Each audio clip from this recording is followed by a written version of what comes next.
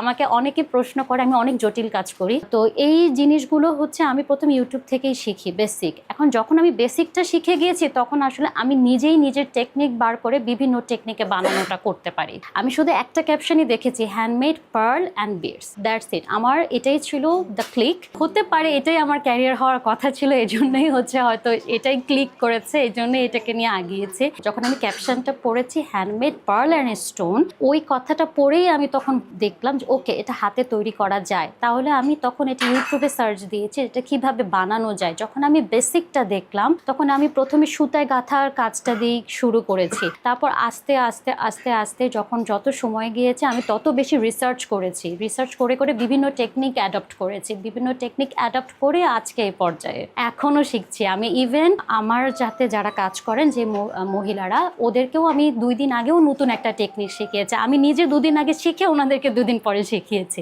এখনও শিখছি, মানে শেখার শেষ নাই, পড়ারও শেষ নাই, এখনও আমি জানছি। একটা লম্বা সময় এটার পেছনে যাচ্ছে। প্রথম দিকে যে পরিমাণ সময় দিতে হতো, আমার মনে হয় এখন আরও বেশি সময় দিতে হয়। আমার কখনোই ব্যবসা করার ইচ্ছা ছিল না। আমার আব্বা একজন ব্যবসায়ী, তার ব্যবসা করে, তাকে সে বাসায় অনেক রাত করে আসতে দেখতাম। তা আমি কখনোই ব্যবসা করতে চাইতাম না, কারণ নিজের জীবনে কোনো সময় নাই। কিন্তু হয়ে ওঠা, মানে হতে পারে আমার প্যাশন থেকেই হয়ে ওঠা, কারণ আমি ডিজাইন করতে ভালোবাসি, তো ওই প্যাশন থেকেই উদ্যোক্তা হয়ে ওঠা।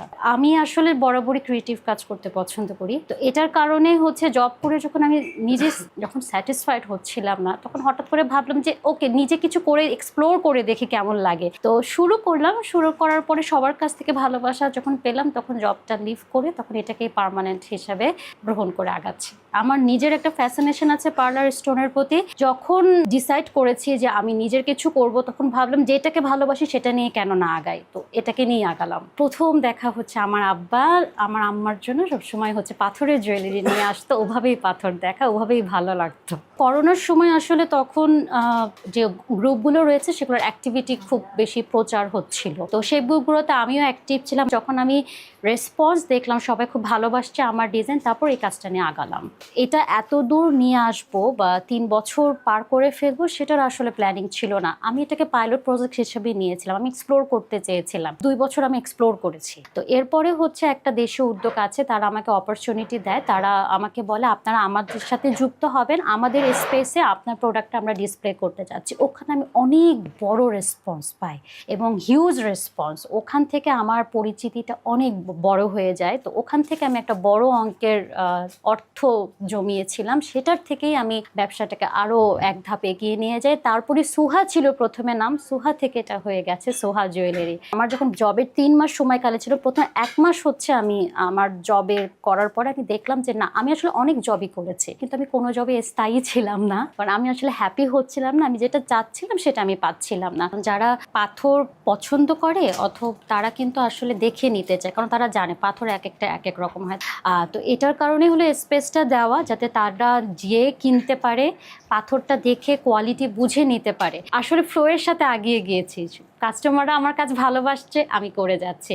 এবং একটা আমার এখন এই পর্যন্ত আসা আসলে একটা অর্গানিক রিচ, কাস্টমারদের মুখে মুখে এবং এক্সিবিশন অ্যাটেন্ডগুলোর মধ্যে করার মাধ্যমে বিভিন্ন ভালো ব্র্যান্ডের সাথে আমি কাজ করেছি। তো এভাবেই হচ্ছে তাদের কাস্টমার আমার কাস্টমারে কনভার্ট হয়েছে এবং তারাও আমাকে সুযোগ দিয়েছে। এইভাবেই আসলে সামনে আগিয়ে যাওয়া। আমি সোহা জুয়েলারিকে একটা ব্র্যান্ড হিসাবে এস্টাবলিশ করতে চাই। এখন একটা ব্র্যান্ড হিসাবে এস্টাবলিশ করতে গেলে অনেক প্রতিবন্ধকতা থাকে।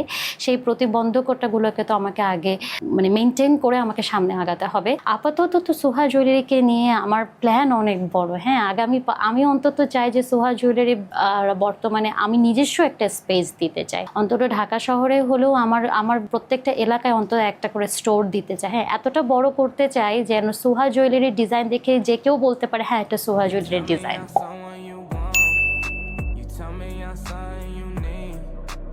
Baby, you know that I'm bad for you, yeah. Why you gotta be so nice?